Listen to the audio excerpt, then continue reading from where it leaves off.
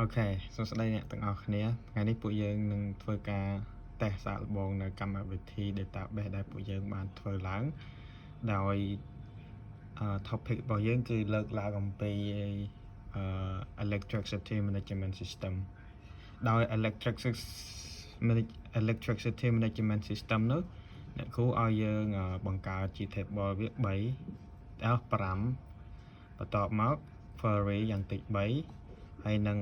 form មួយចំនួនទៀតដែលយើងត្រូវបញ្ចូលដោយឡែកក្រុម electricity system របស់ពួកយើងផលិតនៅ form ចំនួន3ដើម្បីបញ្ចូលនេះគឺជាចំនួនសមាជិកឬមួយក៏អតិថិជនដែលប្រើប្រាស់របស់ management electricity របស់ពួកយើងដើម្បីចូលទៅកាន់មើល report នៃអតិថិជនទាំងអស់យើងចុចកន្លែងនេះក៏យើងដាក់ mouse wheel យើងចុចកន្លែងនេះនោះវានឹងនាំយើងទៅកាន់ចំនួនអតិថិជនសរុបដែលយើងធ្លាប់ចូលពីមុនមកនឹងបានន័យថាគឺជាចំនួនអតិថិជនដែលប្រើប្រាស់នៅសេវាកម្មឬក៏ database របស់ពួកយើងអាហ្នឹងគឺជាចំនួនអតិថិជនចំណែកឯបើយើងចង់បន្ថែមអតិថិជនថ្មីឬមួយក៏ចោះឈ្មោះអតិថិជនថ្មីយើងចុចតាមអ្នកគ្រូនេះមកតើមកចំពោះ customer ID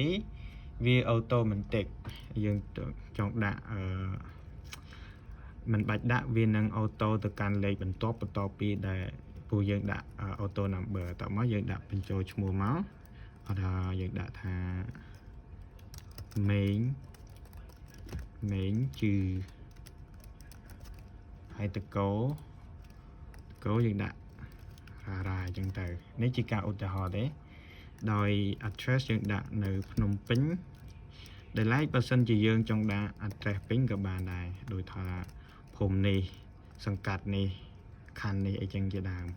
ប៉ុន្តែបើយើងចង់ដាក់តែភ្នំពេញក៏បានដែរលេខទូរស័ព្ទ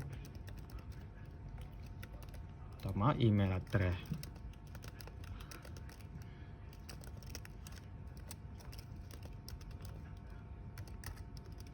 នេះកាលណាយើងបំពេញព័ត៌មានរបស់អតិថិជនរួចជាស្រេចនេះ customer ID វាលោតមកលេខ8ដោយសារយើងបញ្ចូលអតិថិជនរបស់យើងវាមានចំនួន7នាក់ហើយដូច្នេះកាលណាយើងវាយបញ្ចូល rename របស់អតិថិជនថ្មីរបស់យើងត្រូវការចុចពាក្យថា save record កាលណាយើងចុចពាក្យថា save record វានឹងរក្សាទុកព័ត៌មានដែលយើងបញ្ចូលថ្មីនឹងដល់ automatic អូខេឥឡូវខ្ញុំចុច save កាលណាខ្ញុំចុច save ខ្ញុំចង់ដឹងថាតើអតិថិជននឹងចូលនៅក្នុង list របស់អតិថិជនដែលប្រើប្រាស់សេវាកម្មរបស់យើងហើយឬនៅអញ្ចឹងយើងចូលមក view customer មកនេះគឺលេខ8ឈ្មោះមេងជើតកូរ៉ាតអាស័យដ្ឋានភ្នំពេញលេខទូរស័ព្ទbla blaអញ្ចឹងទៅនេះជាការបញ្ចូលឈ្មោះអតិថិជនថ្មីចំណែកឯយើងចង់បញ្ចូលឈ្មោះចំនួនដែលអតិថិជនរបស់យើងបានប្រើប្រាស់នេះខ្ញុំបានដាក់ប៊ូតុងមួយនៅត្រង់នេះគឺឈ្មោះថា electric usage ក្នុងនេះយើងអាចសរសេរដាក់អ្វីក៏បានដែរប៉ុន្តែខ្ញុំសរសេរកន្លែងនេះថា electric usage ការប្រើប្រាស់របស់គាត់ឧទាហរណ៍យើងចុច unfile ទៅមក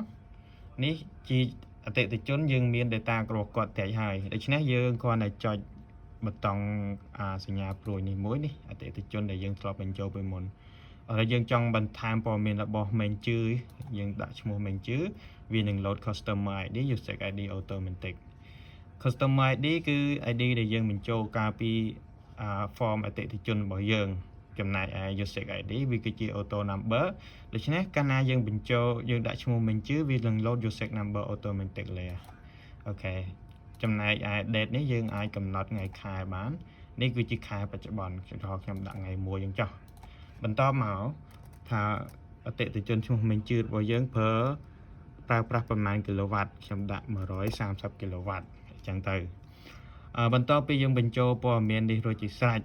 យើងធ្វើការ save វាហើយយើងចង់មើលការប្រើប្រាស់របស់គាត់ថាអស់130វ៉ាត់ហ្នឹងតែ report របស់វាអស់ប្រមាណដុល្លារបើគិតជាលុយតោះមកយើងចុចកន្លែងអ្វីដែលខ្ញុំចុចនេះយើងមើលទៅកាន់ customer ID គឺលេខ8ដែលខ្ញុំចូលមិញហ្នឹងបញ្ចូលមិញនេះលេខ8 ngày khaiឆ្នាំngàyមួយខែ4ឆ្នាំ2025ការប្រើប្រាស់របស់គាត់គឺ130 kW ចំណែកឯការបង់ប្រាក់របស់គាត់គឺតម្រូវឲ្យគាត់បង់$15.6 អូខេប៉ុណ្ណឹងគឺយើងអាចបញ្ចូលទិន្នន័យរបស់អតិថិជនការប្រើប្រាស់របស់អតិថិជនជាស្រេចអូខេអត់ហើយត្រឡប់មកចំណុចនេះវិញត្រង់ចំណុចនេះយើងចង់ត្រឡប់ទៅកាន់ការបំពេញព័ត៌មានរបស់អតិថិជននេះខ្ញុំបានបង្កើតប៊ូតុងថ្មីមួយឈ្មោះថា back អូខេកាលណាយើងដាក់ back ទៅវានឹងត្រឡប់ទៅព័ត៌មានដើមដែលយើងបានបញ្ចូលកាលមុនបាទសូមអរគុណវានៅមានការបង្កើត report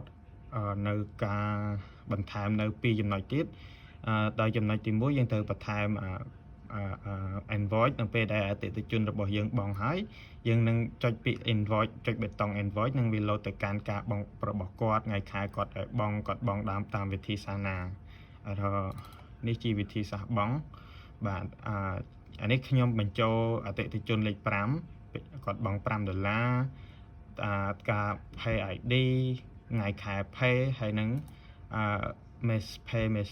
method ដូចជា pay តាមកាត pay តាមលុយឬក៏ pay តាម cash អីជាដើមនេះគឺជាការសង្ខេបរបស់ database ដែលអ្នកគ្រូដាក់ឲ្យអំពី electricity management system សូមជម្រាប